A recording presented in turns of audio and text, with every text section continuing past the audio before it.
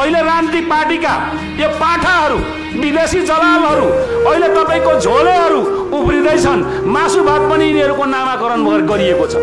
मासु भात तपाईहरु खाँदै गर्दा तपाईहरुलाई अलिकति पनि त्यो कुराको सम्झना छैन कि आज 82 जना 72 जना 73 जना हाम्रा देशका युवाहरू आज मरेका छन्। तिनको लासको मासु म खाँदैछु। तपाईहरुलाई अलिकति पनि त्यो स्मरण छ कि छैन?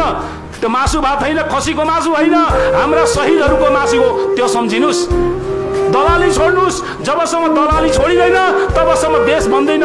विश्वमा कुनै पनि मुलुक यतिकै बनेका हैनन्। त्यहाँको जनताको त्याग र समर्पणले बनेका छन्। त्यो त्याग र समर्पण नेपाली जनताले गर्न सकेन भने देश कुनै हालतमा बन्दैन।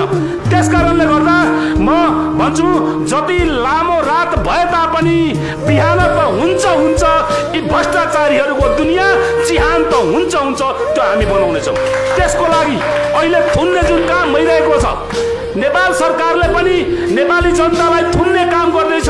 संसारमा दुनियामा त्यस्तो कुनै जेल बनेको छैन, कुनै कारागार बनेको छैन जहाँ नागरिकलाई थुन्न सकिन्छ। नागरिकलाई थुन्ने दुनियामा कुनै कारागार छैन।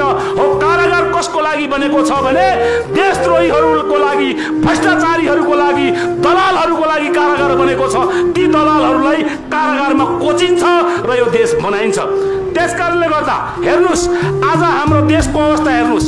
आज हाम्रा देशका एउटा युवाहरू म रोजगारी गरेर खान पाऊँ, म व्यवसाय गरेर खान पाऊँ, त्यस्ता युवा यो संविधान सभा भवन अगाडि आफ्नो शरीरमा पेट्रोल खन्याएर मरेको देश मेरो। यो देशको तपाईको प्रधान सेनापतिको पनि परमाधिपति राजा वीरेन्द्रको वंश नाश हुँदा पनि टुलु टुलु हेरेर बसेको देश मेरो। यो देशको जननेता मदन भण्डारी जस्ता दूरदर्शी नेता मारेको देश मेरो। निर्मला पन्थ जस्ता चेली बलात्कृत भएर पनि न्याय नपाएको यो देश मेरो। गंगामाया अधिकारी जस्ता मेरा यी निरीह आमाहरू न्याय नपाएको देश मेरो।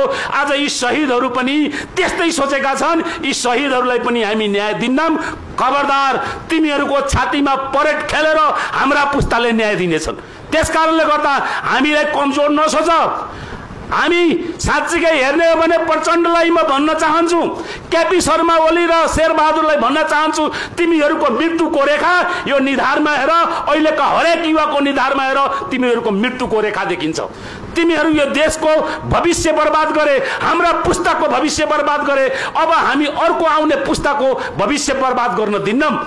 म छाती ठोकेर भन्छु, हे म यदि मरेर गई भने, म शहीद भई भने, म दलालको शिकार भई भने, म आफ्नो सन्तानलाई, आफ्नो आमा बुवालाई म छाती ठोकेर भन्छु यो